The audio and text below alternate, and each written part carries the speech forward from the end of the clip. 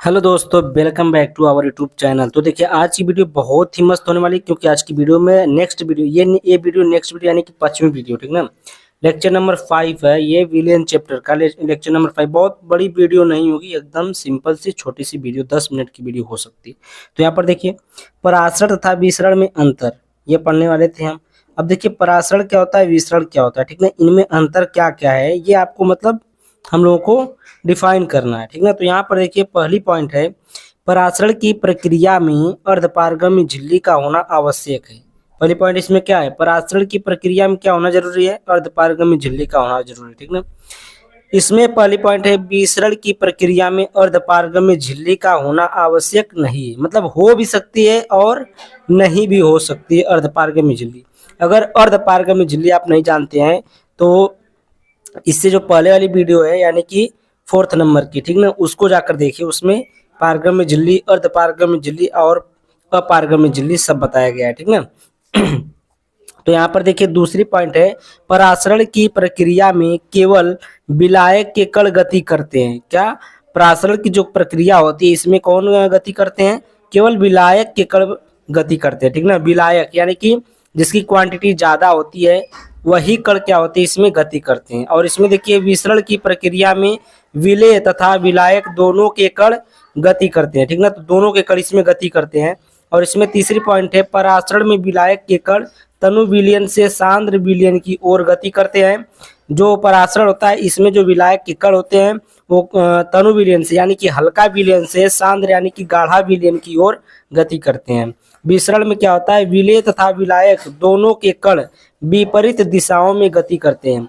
यानी कि अगर विलेय सांद्र विलयन की ओर जा रहा है तो विलायक तनु विलयन की तरफ आएगा, और विलायक अगर जा रहा है तनु विलयन सांद्र विलयन की ओर तो विलेय क्या हो जाएगा, तनु विलयन की ओर जाएगा, ठीक ना।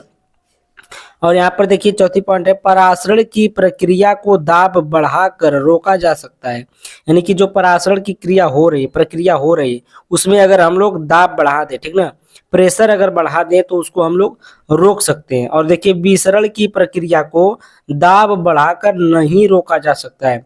विसरण की प्रक्रिया में हम लोग कितना ही दाब बढ़ाएंगे, लेकिन ये विसरण रुकने वाला नहीं है, ठीक ना। आगे चलते हैं हम लोग। देखिए, यहाँ पर है पराशरण दाब।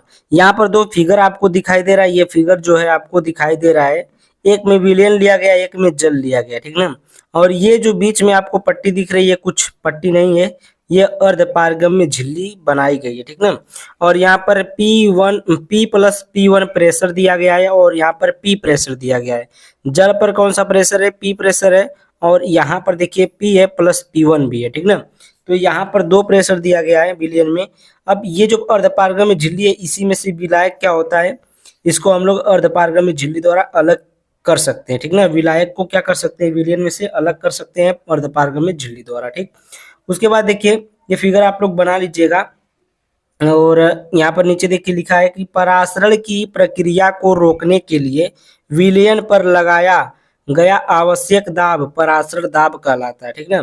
जो पराशरण की प्रक्रिया को रोकने के लिए, जो पराशरण की प्रक्रिया होती है उसको रोकने के लिए, ठीक ना, उसमें क्या किया जाता है, विलयन पर लगाया गया जो आवश्यक दाब होता है, जो दाब लगाया जाता है उसी दाब को पराशरण दाब हम लोग कहते हैं। उपर्युक्त उपर्युक्त चित्रा अनुसार विलयन का पराशरण दाब P1 है। क्या है, विलयन का जो पराशरण दाब है कितना है, ये P1 है, और जो P है वो जल का है। अब देखिए, वह अतिरिक्त दाब जो ये अथवा करके एक और परिभाषा है, वह अतिरिक्त दाब जो पराशरण की प्रक्रिया को रोक देता है पराशरण दाब कहलाता है, ठीक ना। नोट में कुछ चीजें हैं, इसको नोट जरूर करिएगा, बड़ी बढ़िया चीज लिखी है। जब दो विलयनों की सांद्रताओं में अंतर अधिक होता है तो विलायक के कण तीव्रता से तनु विलयन से सांद्र विलयन की ओर गति करते हैं।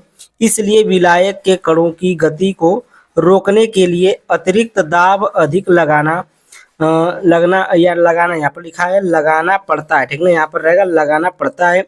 अतः पराशरण का दाब बढ़ जाता है, ठीक ना। जब हम लोग विलयन पर कोई भी दाब अगर लगाएंगे तो पराशरण का दाब भी बढ़ेगा, ठीक। वहां पर देखिए, विलयन के अंदर विलेय कणों की संख्या बढ़ने पर पराशरण दाब बढ़ जाता है। विलयन के अंदर विलेय कणों की अगर संख्या बढ़ जाती है तो पराशरण दाब भी क्या होता है, बढ़ जाता है, ठीक ना।